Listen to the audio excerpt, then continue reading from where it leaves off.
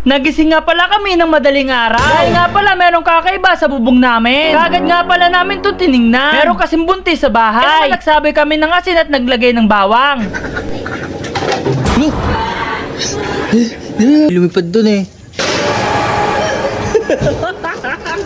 For this video ay nakita ko na naman itong aking aquarium at nandito nga pala si Arwana. Wala nga pala pangalan niyan. And then pumunta na nga pala ako dito sa aking kalapatihan. Kumuha na nga pala ako dito na makakain ng aking Arwana. Kumuha nga pala ako ng malaking gapi. Dito nga pala inilagay ko na. Isang piraso nga pala ang pinapakain ko nga pala sa kanya. Dito nga pala panigurado busog na siya. Dito nga pala ikakatapos ko nga lang pala mag-welding. Bale ito nga pala ang resulta. Siguro matibay na ito. Kaya na nga pala sumampa ng kotse. Dito nga pala iaalis kami. Kaya naman bumiyahin na nga pala kami. Ipapakita nga pala namin kay doktora yung ultrasound. At dito na nga pala kami kinabahan. Dahil sa left side ovarian ni Mrs. ay meron nakitang bukol. Tawag nga pala dito ay cis ovarian. Dito nga pala minomonitor. Kung lalaki ba ito o ililiit. Dahil nga pala sobrang delikado pag ito'y lumaki. Kaya masabihin natin ito ay pagdasal. Na sana hindi makaroon ng aberya. Habang natutulog nga pala kami dito, meron nga pala akong narinig na maingay sa bubong. Parang meron naglalakad na tao. Kaya naman napatingin ako sa cellphone kung anong oras na. Dito nga pala alas 3 na nga pala ng madaling araw. Kaya naman lalabas nga pala ako. Halos nga pala si Tampo dito ay takot at takot. Pinipigilan na nga pala ako ni Tampo. Baka kasi kung ano meron na kasi sa itaas. So ito nga pala yung oras mga katampi. Alas 3 na nga pala ng madaling araw. Dito nga pala binuksan ko nga pala yung ilaw. Ano ba yung guys?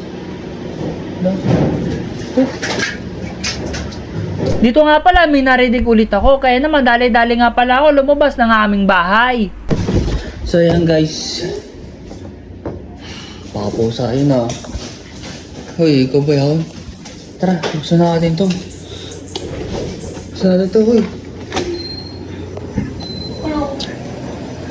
Sino yan?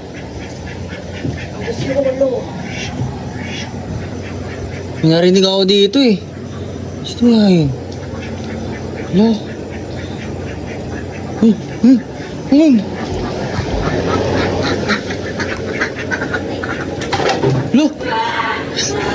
Di ba yung kalapate? Di yung kalapate yun, manok. Uy! Dali! Takbo! Takbo! Doon sa kabila! Sa kabila! Sa kabila tayo! Sa kabila tayo! Sa kabila! Ha? Hindi, may lumipad doon eh. Tingnan natin dito. Ayun. Wala. Tingin kaya natin. May lumipad dyan eh.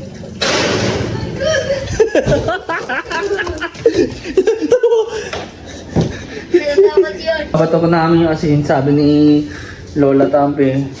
Kasi tayo, batuhin daw natin yung bubong ng asin. Parang wala daw yun. Oo. Narinig daw ng asin. Papatayin daw yung, Papa Jesus. Ayan guys, may isang kami dito. Ayan. Guys, asin daw sabi ni Lola Tampi. Ayan.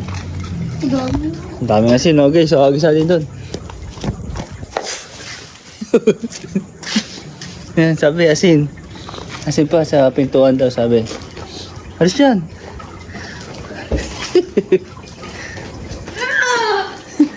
Ikaw ang bato ng asin. Sa bubong. Ano oras na yun? Madali, bato mo. Lagay mo dito sa mga lapag. Ano na yan? Tara na. Tulog na tayo. Anong oras na? Pasok pa bukas. So yun guys, hindi pa tayo dyan nagtatapos. Kailangan natin ng maraming bawang. Oh, kuha kayong bawang. Lagay nyo daw sa mga bintana. Tara. Bintana, bawang.